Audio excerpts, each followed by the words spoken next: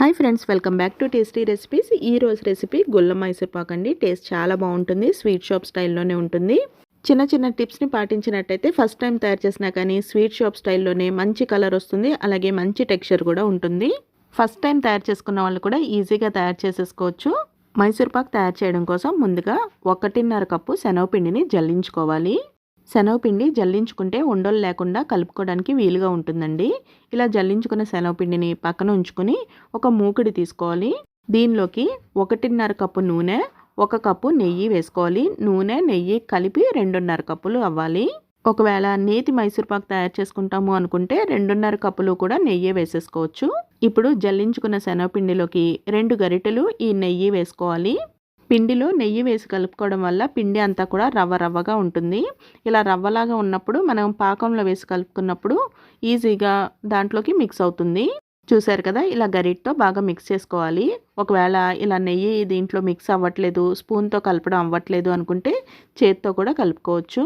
శనగపిండి రవ్వ రవ్వలాగా అయ్యింది కదండి. ఇప్పుడు ఒక బౌల్ తీసుకుని, అంటే మనం దేంట్లో అయితే మైసూర్ పాక్ తయారు చేసుకుందాం అనుకుంటున్నామో దానికి నెయ్యి కానీ నూనె కానీ రాసుకోవాలి. ఒక మూకిళ్ళలోకి నూనె నెయ్యి కలిపి ఉంచుకున్నాం కదండి. ఇప్పుడు దాన్ని స్టవ్ మీద పెట్టుకుని స్టవ్ని మీడియం ఫ్లేమ్లో పెట్టుకుని వేడి చేసుకోవాలి. నూనె బాగా వేడి అయిన తర్వాత వేరొక పొయ్యి మీద పంచదార పాకం పట్టుకోవాలి. 2 కప్పులు పంచదార తీసుకుని 1/2 కప్పు నీళ్లు వేసుకుని పాకం తయారు చేసుకోవాలి. పంచదార అంతా కూడా కరిగిపోయి పాకం తయారవుతున్నప్పుడు ముందు ఇలా నురుగులాగా వచ్చేస్తుంది.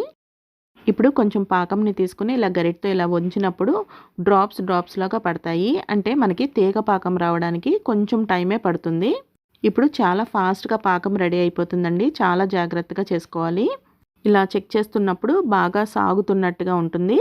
అప్పుడు ఇలా చెక్ చేసుకుంటే మనం 2 వేళల్లో పాకం పెట్టుకుని తీగలాగా ఉంటుంది. అలా ఉన్నప్పుడు మనకి పాకం రెడీ అయిపోయినట్టే.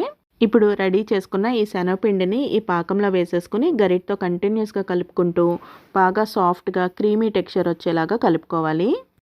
మధ్య మధ్యలో ఉండల్లాగా ఉన్నా కానీ ఇలా గరిటతో ప్రెస్ చేసుకుంటూ కలుపుకున్నట్టయితే మొత్తం అంతా కూడా మిక్స్ అయిపోతుంది. ఇలా స్మూత్గా తయారైన తర్వాత పక్కన పొయ్యి మీద నెయ్యి కాగుతుంది కదండి. ఆ నెయ్యిని ఒక గరిటెడు వేసుకోవాలి. చిన్న గరిటతో అయితే 2 గరిటెలు వేసుకుని బాగా మిక్స్ చేసుకోవాలి. ఈ నెయ్యి అంతా కూడా ఈ పిండిలోకి బాగా కలిసిపోవాలి.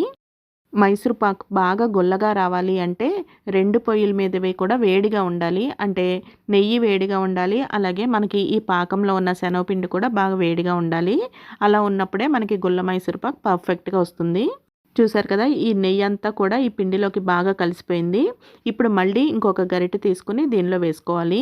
ఇదే విధంగా నెయ్యి అయిపోయేంత వరకు కూడా ఒక్కొక్క గరిటె వేసుకుంటూ కలుపుకుంటూ చేసుకోవాలి. ఒకేసారి నెయ్యి వేసేసుకోకూడదండి. ఇలా ఒక్కొక్క గరిటె వేసుకుంటే బాగా పర్ఫెక్ట్గా వస్తాయి.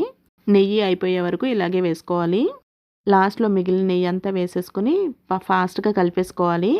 ఈ లాస్ట్ ప్రాసెస్ మాత్రం చాలా ఫాస్ట్గా చేసుకుని వెంటనే బౌల్లో వేసేసుకోవాలి. గ్రీస్ చేసుకున్న బౌల్లోకి జాగ్రత్తగా వేసేసుకోవాలి. మొత్తం అంతా కూడా వేసేసుకున్న తర్వాత ఈవెన్గా కొంచెం షేప్ వచ్చేలాగా చేసుకోవాలి. ఎక్కువ ప్రెస్ చేయకూడదండి. ఎక్కువ ప్రెస్ చేసాము అంటే గుల్లదనం పోతుంది. ఇది చల్లారడానికి 5 గంటలు పడుతుందండి. ఇలా వేసేసుకున్న తర్వాత ఒక 5 నిమిషాల తర్వాత మనకు కావాల్సిన షేప్లో కట్ చేసుకుంటే సాఫ్ట్గా కట్ అయిపోతుంది. చల్లారిన తర్వాత కట్ చేసుకున్నాము అంటే విడిపోయినట్టుగా పొడి పొడిగా వచ్చేస్తుంది. అందుకని వేడి ఉన్నప్పుడే కట్ చేసుకోవాలి. ఇలా కట్ చేసేసుకున్న తర్వాత ఈ బౌల్ని పక్కన ఉంచేసుకుని 5 గంటల పాటు అలానే చల్లారనివ్వాలి.